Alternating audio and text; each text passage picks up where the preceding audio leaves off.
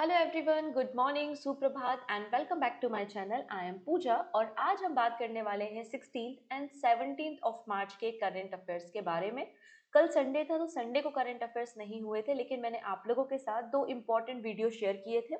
पहला वीडियो था जिसमें मैंने पूरे वीक के जो भी इम्पोर्टेंट करंट अफेयर्स थे उस पर बेस्ड वन लाइनर और 80 एमसीक्यू आपके साथ शेयर किए थे।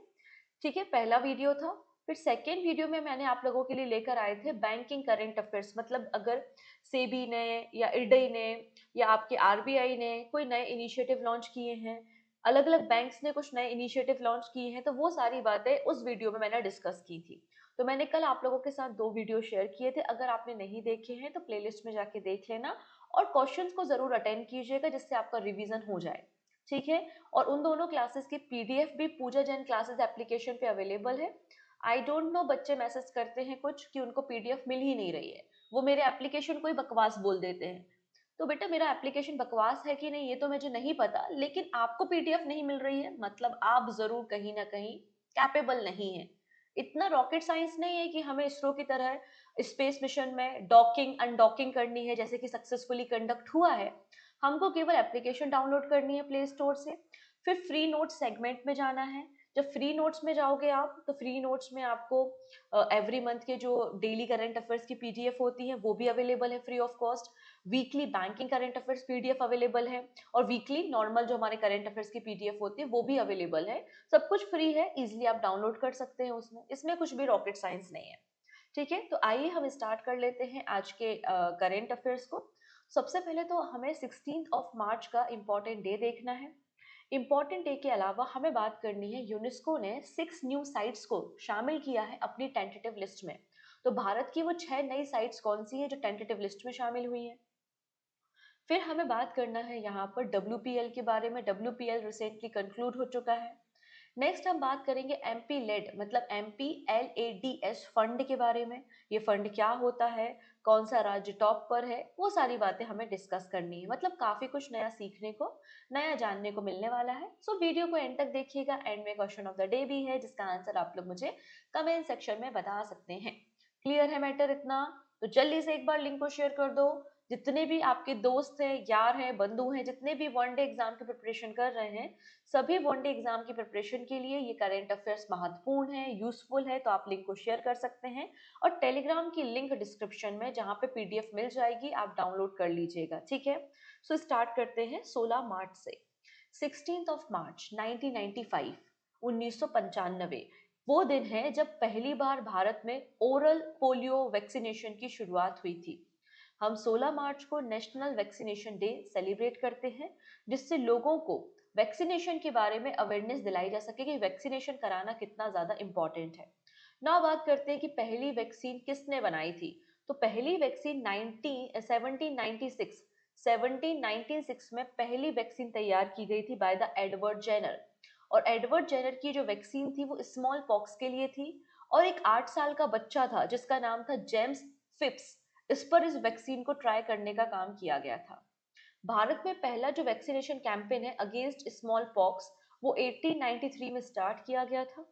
ठीक है, और 1978 में पहली बार टीबी के लिए बीसीजी के इंजेक्शंस के लिए वैक्सीनेशन ड्राइव को रन किया गया था। तो याद रखेंगे, हम यहाँ पे 16 मार्च नेशनल वैक्सीनेशन डे सेलिब्रेट कर रहे हैं। डन। चलिए, अब यहाँ पे जैसा कि मैंने कहा 1995 में पहला डोज पड़ा था आपका ओरल पोलियो वैक्सीन का। ठीक है, 16 मार्च 1995 में। अब यहाँ पे जो अलग अलग स्टेट्स के द्वारा वैक्सीनेशन ड्राइव रन की जाती है, तो गुजरात राज्य टॉप पर है सस्टेनेबल डेवलपमेंट गोल 3 इंडेक्स में। गुजरात राज्य का जो वैक्सीनेशन ड्राइव है या जो जितने लोगों को वैक्सीनेट किया गया है उनका परसेंटेज 95.95% है, जो कि नेशनल एवरेज से भी ज्यादा है। नेशनल एवरेज है 93.23%, जबकि गुजरात का एवरेज या स्कोर है 95.95%। तो सस्टेनेबल डेवलपमेंट गोल 3 स्कोर में गुजरात राज्य लीड कर रहा है। सिंस 2007 से गुजरात राज्य में कोई भी पोलियो का केस डिटेक्ट नहीं हुआ है। क्लियर इतनी चीजें? चलिए नेक्स्ट बात करते हैं हम। 6 new properties added to India's UNESCO tentative list. तो भारत की 6 नई प्रॉपर्टी हैं जिनको यूनेस्को की टेंटेटिव लिस्ट में शामिल किया गया है, और टोटल नंबर ऑफ प्रॉपर्टी 62 हो चुकी है जो कि यूनेस्को की टेंटेटिव लिस्ट में शामिल है। ठीक है, अगर कंफ्यूज मत होना, ये कंफ्यूज आपको क्रिएट कर सकता है। अगर आपसे पूछा जाए कितनी हमारे देश में यूनेस्को साइट्स है, तो आपका आंसर होगा हमारे देश में 43 यूनेस्को साइट्स है। ठीक है, इस पर एक सेपरेट वीडियो है, प्लेलिस्ट में जाकर देख लेना। तो 43 हमारे देश में यूनेस्को हेरिटेज साइट है। लेकिन अगर पूछा जाए यूनेस्को टेंटेटिव लिस्ट कितनी है, तो इनकी संख्या बढ़कर 62 हो चुकी है। ठीक है, टेंटेटिव लिस्ट एक क्रूशियल स्टेप होता है। यूनेस्को की लिस्ट में शामिल होने से पहले किसी भी साइट को टेंटेटिव लिस्ट में शामिल किया जाता है। तो एक स्टेप है कि आप भविष्य में हो सकता है कि यूनेस्को की वर्ल्ड हेरिटेज लिस्ट में शामिल हो पाए। तो यूनेस्को की टेंटेटिव लिस्ट में 6 प्रॉपर्टी को एड ऑन किया है, और भारत में 62 प्रॉपर्टीज है जो कि यूनेस्को की टेंटेटिव लिस्ट में शामिल है। कौन कौन सी है वो प्रॉपर्टीज? पहली प्रॉपर्टी है Kanger valley national park. Kanger valley national park कहाँ पर है? छत्तीसगढ़ में है। बैंक वाले स्टूडेंट जरा देख लो, आपके नेशनल पार्क बहुत इंपॉर्टेंट होते हैं, टाइगर रिजर्व बहुत इंपॉर्टेंट होते हैं, इनको पढ़कर जाइएगा, यहाँ से स्टैटिक बनता है। ठीक है, Kanger valley national park Chhattisgarh में है, जो कि अपनी लाइमस्टोन की बनी हुई केव्स के लिए और डेंस फॉरेस्ट के लिए, बायोडाइवर्सिटी के लिए जानी जाती है, और इसे यूनेस्को की टेंटेटिव लिस्ट में शामिल किया गया है। यहाँ पर वस्तर हिल माइना देखने को मिलती है, जो कि छत्तीसगढ़ का स्टेट बर्ड भी आपको देखने को मिल जाएगा। ना बात करते हैं मुदुमल मेगालिथिक।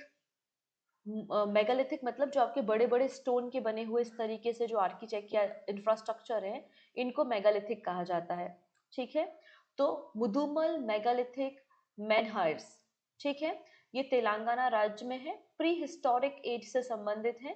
इनकी डेट आयरन एज से संबंधित बताई जाती है, और ये अर्ली ह्यूमन सेटलमेंट का प्रमाण है, एविडेंस है, कई सारे हमें स्टोरीज मिल सकती हैं। तो इसे को भी यूनेस्को की टेंटेटिव लिस्ट में शामिल किया गया है।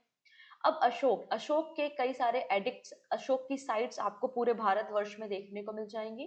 तो अशोक के जो पिलर्स हैं और रॉक एडिक्ट्स हैं जो कि अशोक ने बनवाए थे, उनको भी यूनेस्को की टेंटेटिव लिस्ट में शामिल किया गया है। ये साइट्स आपको बिहार में, मध्य प्रदेश और उड़ीसा, कर्नाटका, यूपी में देखने को मिल जाएंगी, जो कि मौर्यन एम्पायर के एडमिनिस्ट्रेशन के बारे में और बुद्ध की टीचिंग्स के बारे में बताती हैं। नेक्स्ट है 64 योगिनी टेम्पल। अब ऐसे जैसे कि एमपी में भी 64 योगिनी मंदिर है, एमपी के अलावा कई सारे और राज्य है जैसे कि उड़ीसा है, उत्तर प्रदेश है, जहाँ पर 64 योगिनी टेम्पल है। मतलब कई सारे सीरीज में ये टेम्पल है, मल्टीपल स्टेट में है। इनको भी रिकॉग्नाइज किया गया है, शामिल किया गया है यूनेस्को की टेंटेटिव लिस्ट में। ठीक है, सर्कुलर टेम्पल होता है जिसमें 64 आप देख सकते हैं इस तरीके से योगिनी या डाइटी के पिक्चर्स, और इस तरीके से कमरे यहाँ पर आपको देखने को मिल जाते हैं। ठीक है, जो कि मध्य प्रदेश में भी है, उत्तर प्रदेश में भी है। ठीक है, 64 योगिनी टेम्पल। नेक्स्ट है Gupta temple of north India. अब यहाँ पे गुप्ता एम्पायर ने काफी लंबे समय तक हमारे देश में शासन किया है। तो गुप्ता एम्पायर ने कई सारे मंदिरों का निर्माण करवाया था। तो यहाँ पे सीरीज ऑफ टेम्पल है, मल्टीपल स्टेट्स में फैले हुए हैं, जो अपने सोफिस्टिकेटेड डिजाइन के लिए जाने जाते हैं और जिनका निर्माण 4 से लेकर 6 सेंचुरी के बीच में हुआ था।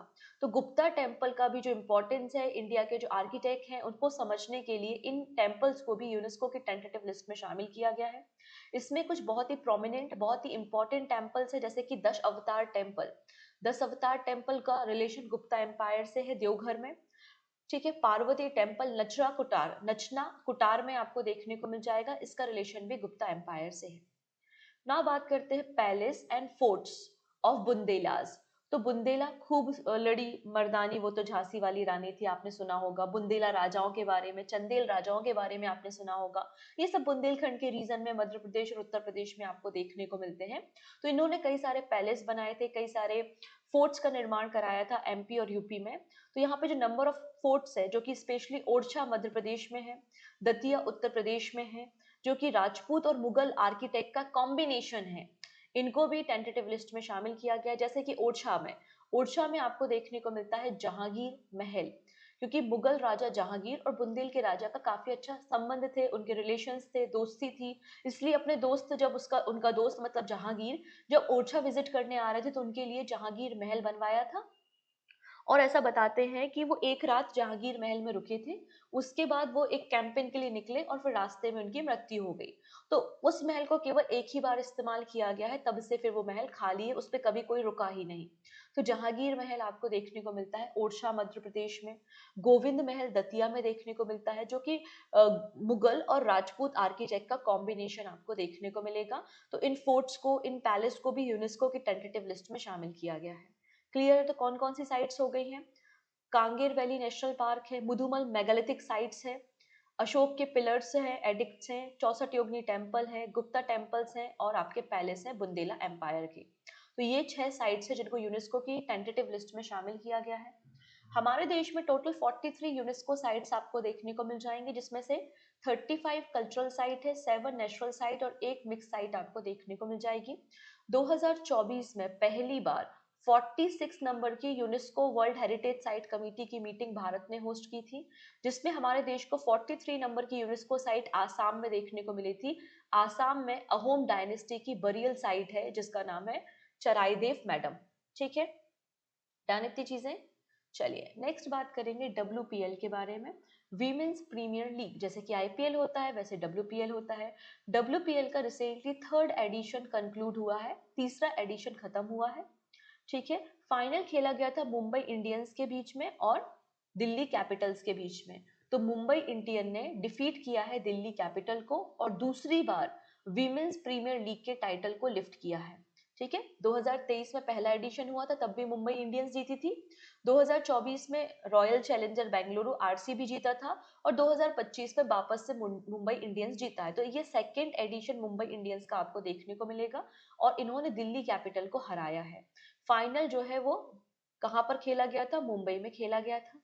Player of the match Harmanpreet Kaur है और प्लेयर ऑफ द सीरीज आपको नेट नेट स्कीवर बर्ट देखने को मिलती है। तो नेट बर्ट जो है वो मोस्ट वैल्यूएबल प्लेयर भी रही हैं और इन्होंने 523 रन्स बनाए हैं। इसलिए जो ऑरेंज आपका कैप होता है, ऑरेंज कैप किसे दिया जाता है? जो कि सबसे ज्यादा रन बनाते हैं। तो यहाँ पे नेट बर्ट ने जो है वो सबसे ज्यादा रन बनाए हैं, 523 रन्स, इसलिए इनको ऑरेंज कैप मिला है। अब जो सबसे ज्यादा विकेट लेता है, विकेट को लेने वाले को पर्पल कैप दिया जाता है। तो एमेलिया केयर को पर्पल कैप मिला है, इन्होंने 18 विकेट लिए थे। और Amanjot Kaur emerging player of the season आपको देखने को मिलेंगी। इन सभी प्लेयर्स के नाम आपको याद रखने हैं। ठीक है, धीरे धीरे हो जाएंगे याद, इतना कोई मुश्किल नहीं है। ठीक है, चलिए नेक्स्ट बात करेंगे। For the first time India ने होस्ट किया था world para athletics grand prix event. पहली बार इंडिया ने इसे आयोजित करने का काम किया था न्यू दिल्ली में और ये आपका 12th एडिशन था। कौन सा एडिशन था? ये 12th एडिशन था। इसमें इंडिया के जो एथलीट्स हैं वो मेडल टैली पर टॉप पर हैं। ठीक है, ये मैच जो है, ये जो ग्रैंड प्रिक्स था वो कंक्लूड हो चुका है और इंडिया जो है वो मेडल टैली पे टॉप पर है, फर्स्ट नंबर पे है। इंडिया को टोटल 134 मेडल्स मिले हैं, जिसमें से 45 गोल्ड है, 40 सिल्वर है और 49 ब्रोंज मेडल हैं। अब हम यहाँ पे 45 गोल्ड को तो जान नहीं सकते या किसी भी मेडल को हम सीख नहीं सकते, लेकिन एक नाम आप याद रख सकते हैं जिनका नाम है प्रीति पाल। प्रीति पाल का नाम आपने पहले भी कई बार सुना होगा। प्रीति पाल ने पैरा ओलंपिक्स गेम्स में 2 मेडल जीते थे ट्रैक एंड फील्ड में और ये पहली इंडियन वीमेंस थी जिन्होंने ट्रैक एंड फील्ड में 2 पैरा ओलंपिक्स में मेडल जीते हुए हैं। ठीक है, और अभी भी इन्होंने ब्रोंज मेडल यहाँ पर जीता है। नेक्स्ट बात करेंगे Jharkhand crowned 15th hockey India senior women's national championship. तो 15वां edition hockey India senior women's national championship concluded हुई है। कहां पर खेली गई थी? ताऊ देवी लाल कॉम्प्लेक्स, पंचकुला, हरियाणा में।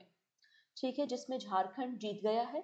झारखंड ने hockey India senior women's national championship जीता है और हॉकी झारखंड ने हॉकी हरियाणा को हटाया है या हराया है। तो झारखंड ने हराया है किसको? हरियाणा को। ठीक है, पहली बार ये टूर्नामेंट 2011 में हुआ था। प्रेसिडेंट कौन है हॉकी इंडिया के? दिलीप तिर्के हैं और हेडक्वार्टर नई दिल्ली में आपको मिल जाएगा। ठीक है, तो ये हमारी कुछ इंपॉर्टेंट स्पोर्ट्स के इवेंट्स थे। अब हम देश दुनिया की और भी खबरों को देखेंगे, लेकिन उसके पहले मैं बताना चाहती हूँ, अगर आप लोग परेशान हैं कि करंट अफेयर्स कैसे पढ़ें, तो उसके लिए एक सॉल्यूशन है। आप पूजा जन क्लासेस एप्लीकेशन को विजिट कर सकते हैं। वहां पर आपको कंप्लीट मंथली मैगजीन फरवरी मंथ की मिल जाएगी, जहां पर ये सारे टॉपिक्स आपको मिल जाएंगे। अदरवाइज अगर आप रिवीजन करना चाहते हैं तो आपके लिए ये जो बुक है वो बहुत ज़्यादा इंपॉर्टेंट है। इसमें आपको करंट अफेयर्स पर बेस्ड 300 प्लस एमसीक्यू और पूरे महीने के वन लाइनर्स मिल जाएंगे।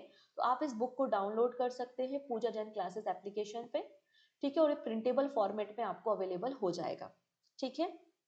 इसके अलावा वो सभी विद्यार्थी जो आने वाले एग्जाम में सीयूटी एग्जाम की तैयारी कर रहे हैं या एसएससी रेलवे एग्जाम की प्रिपरेशन कर रहे हैं, स्टेट एग्जाम की प्रिपरेशन कर रहे हैं और कंप्लीट हिस्ट्री पढ़ना चाहते हैं, मतलब एंशियंट हिस्ट्री, मीडिएवल और modern history with PDF, with video recordings और विद 5 ईयर पीवाईक्यूज, तो आप बिल्कुल यहाँ पे इस कोर्स को ज्वाइन कर सकते हैं बाय द भूमिका मैम, और ये अवेलेबल है पूजा जैन क्लासेस एप्लीकेशन पे, ठीक है। चलिए नेक्स्ट बात करेंगे पीएम युवा स्कीम। युवा का फुल फॉर्म पूछा जा सकता है आपसे, युवा का फुल फॉर्म एग्जाम में पूछा जा सकता है। युवा का मतलब होता है young, upcoming and versatile author, ठीक है, young, upcoming and versatile author, ये युवा का फुल फॉर्म है। तो मिनिस्ट्री ऑफ एजुकेशन ने पीएम युवा 3.0 को स्टार्ट किया है, ठीक है। युवा का मतलब young, upcoming and versatile author है। बेसिकली जो यंग ऑथर हैं जिनकी एज 30 ईयर्स से कम है, उन ऑथर को प्रमोट करना, अगर अपनी बुक को वो पब्लिश करना चाहते हैं तो पब्लिश कराने में मदद करना।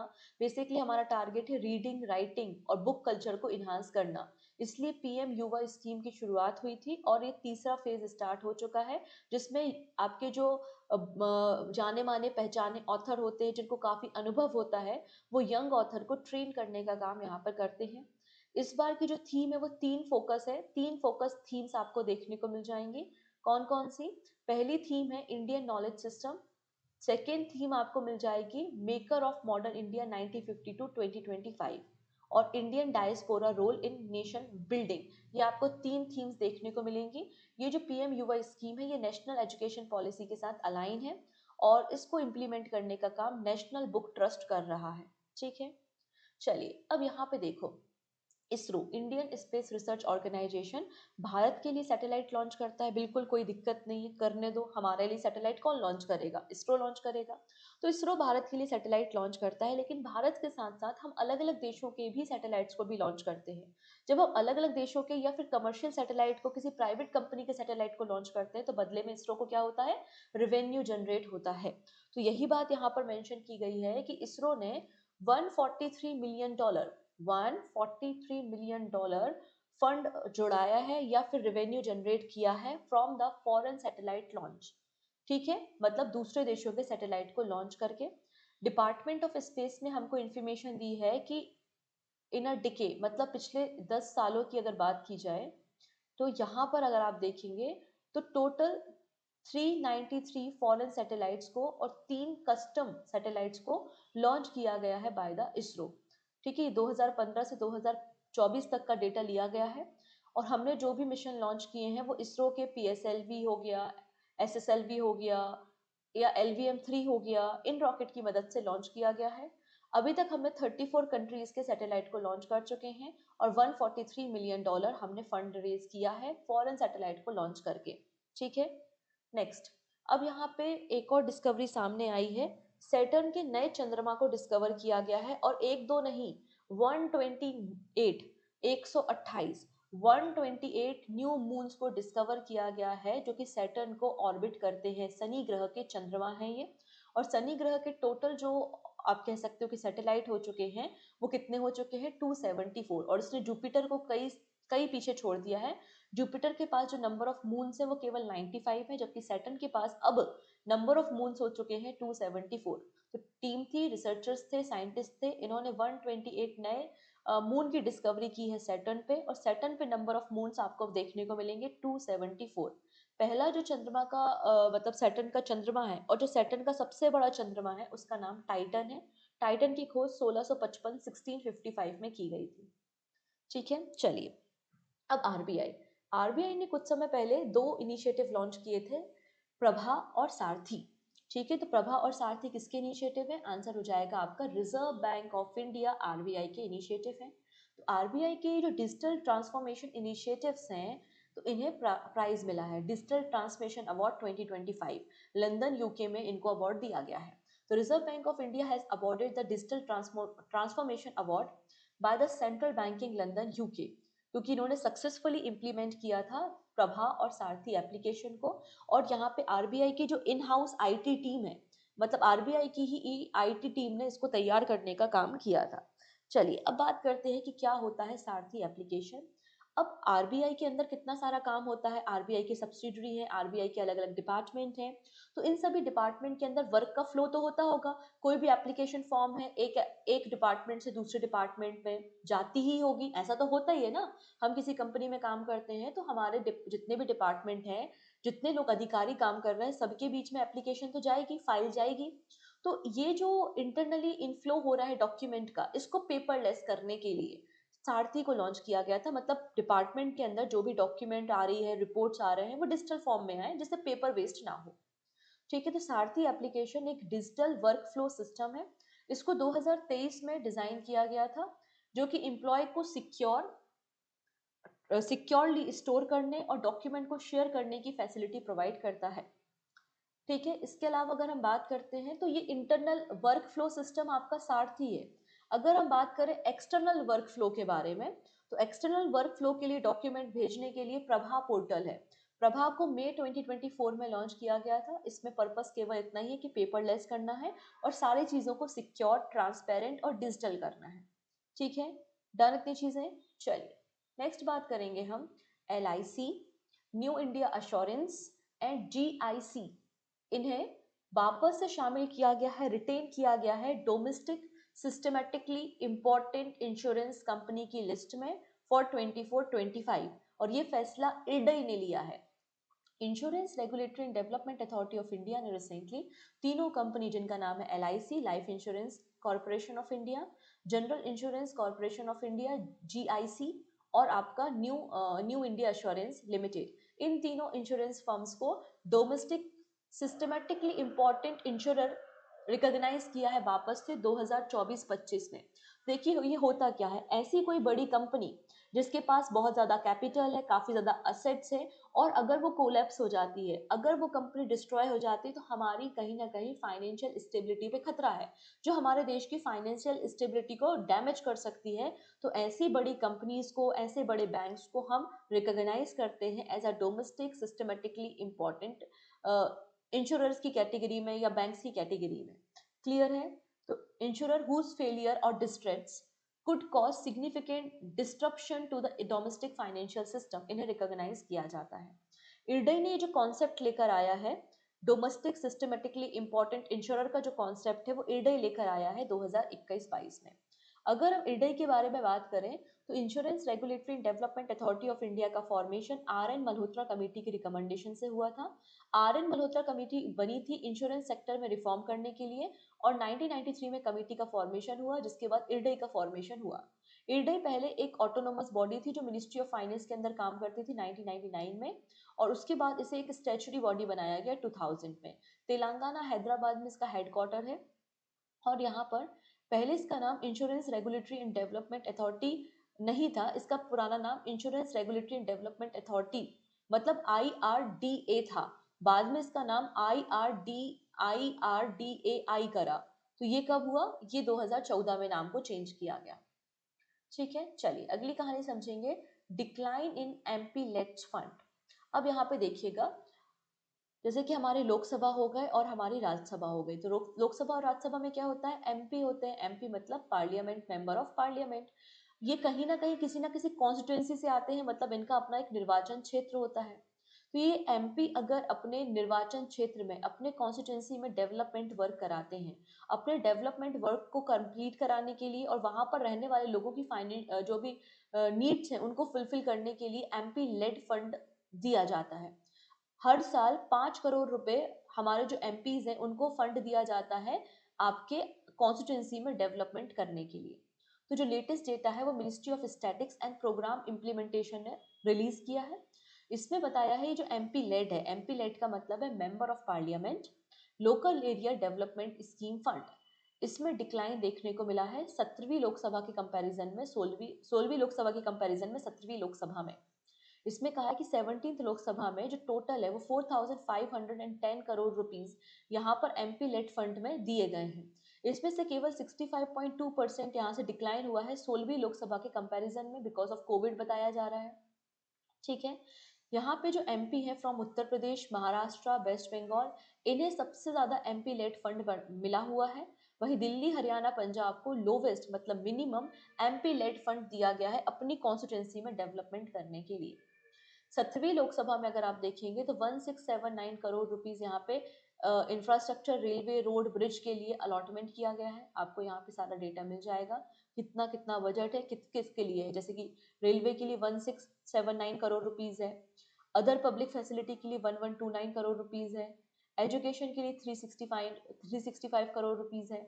ऐसे अलग अलग सेक्टर के लिए एमपी लेड फंड को अलॉट करने का काम किया गया है। एमपी लेड जो है वो सेंट्रल सेक्टर स्कीम है जिसको 1993 में इंट्रोड्यूस किया गया था, और ये फंड मेंबर ऑफ पार्लियामेंट को दिया जाता है अपनी कॉन्स्टिट्यूंसी में, अपनी कम्युनिटी में, अपने लोकल एरिया की नीड्स को फुलफिल करने के लिए। यहाँ पे लगभग 5 करोड़ रुपए दिए जाते हैं 2 इंस्टॉलमेंट में, 2.5 और 2.5 की 2 इंस्टॉलमेंट में।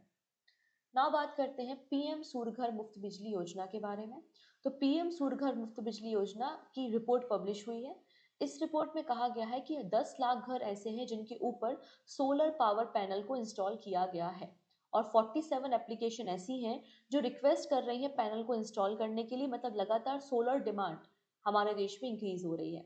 तो पीएम सूर्य घर Muft Bijli Yojana has cross a milestone of 10 lakh solar power homes. 10 lakh से ज्यादा सोलर पावर होम्स आपको देखने को मिल जाएंगे। और यहाँ पर कोई भी पर्सन जब अपने घरों में सोलर पैनल लगाता है तो गवर्नमेंट उसको सब्सिडी भी देती है।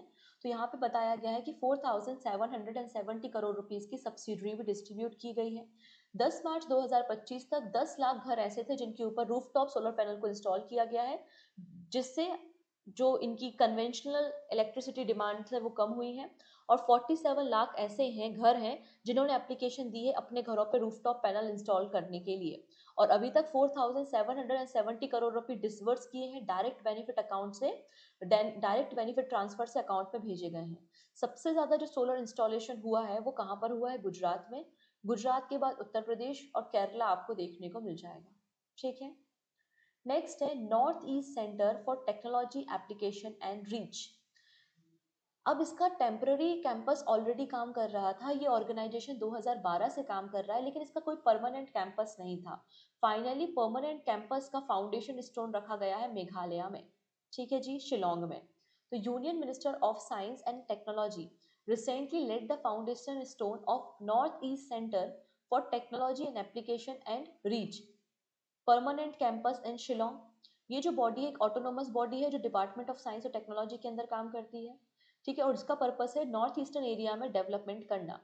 ठीक है, ministry of science and technology ने इस स्कीम को मतलब इस कैंपस को 2012 में बनाया था शिलोंग मेघालय में।